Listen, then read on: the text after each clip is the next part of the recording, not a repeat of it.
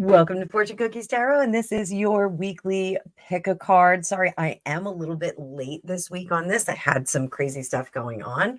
But as always, what we are going to do is if you're interested in manifesting more money, developing new projects, working on a piece of artwork or a piece of writing, you're going to focus on this pile. If you're working on your spiritual self, increasing your esoteric abilities and all kinds of fun stuff, spooky and woo woo, you're going to focus on this pile right here. And if you are one of my love bugs, Romeo and Juliet, looking for more love in your life, you're going to focus on this pile right here.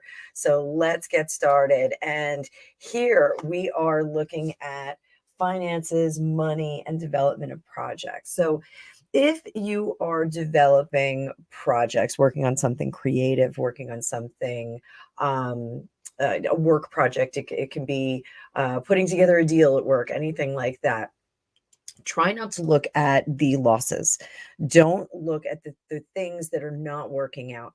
Turn around and look at the things that are working. This is a card about celebrating successes. This is a card about making sure that you note your goals and your achievements and you celebrate them.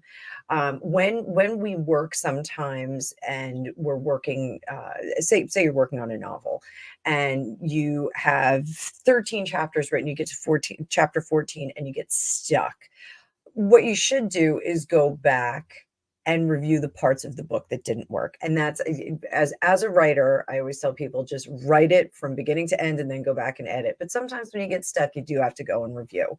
So this is definitely turn around and take a look at the things that are working. So when this is upright, this is focusing on the negative, and the positive is right behind you. When it's in reverse, in this case, it is a refusal to turn around, a refusal to even recognize that there's anything behind you that's good. So make sure that you look at the whole picture. So if it's a sale that you're putting together, maybe that you sold part of the sale, you didn't get the whole thing, but you got part of it, or it sold for a little bit less money, still a win. Make sure you put it in your win column and you celebrate that.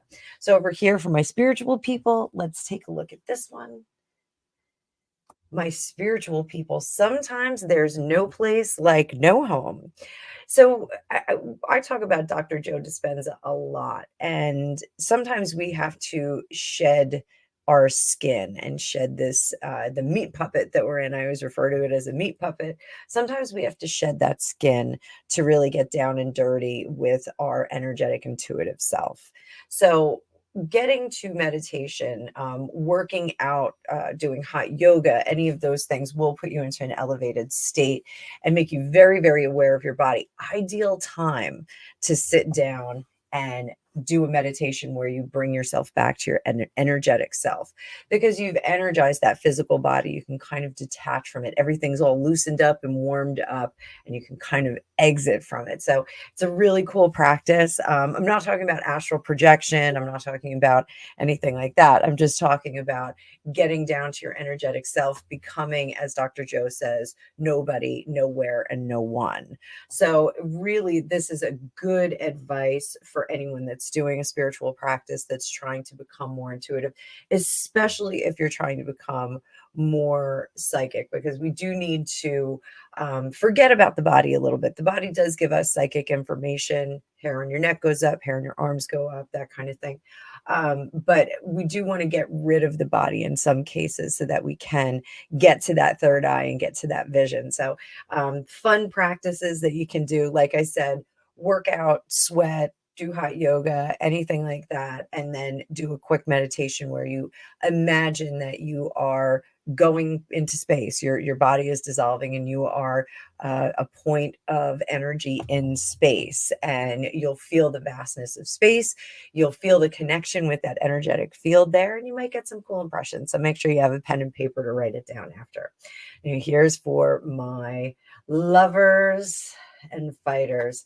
So for my lovers here, I know it's the holidays and it's a tough time to walk away from relationships that aren't working.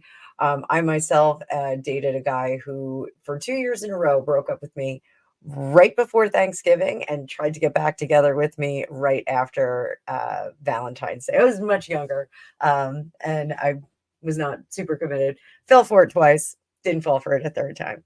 But sometimes is it better to suffer through the holidays and struggle with someone who you're not aligned with?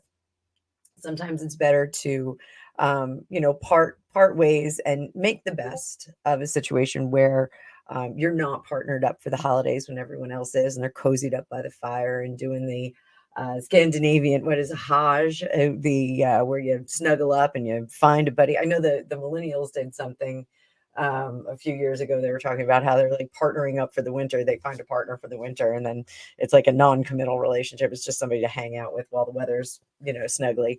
So it's okay to step out of a relationship if it's not working for you right now. It's okay to go your own way and, be as honest as possible. So those are our pick a cards for today. I hope you guys enjoyed that. Again, this is December 6th. December 6th. Yes, December 6th. Holy crow. We are super close to Christmas. I better get my button gear. So, as always, I have private readings available. There's a link in the description of this video.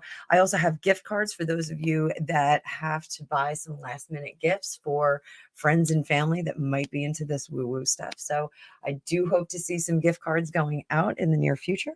But if you have any questions or thoughts or comments, please like, share, and subscribe below. Talk to you all soon.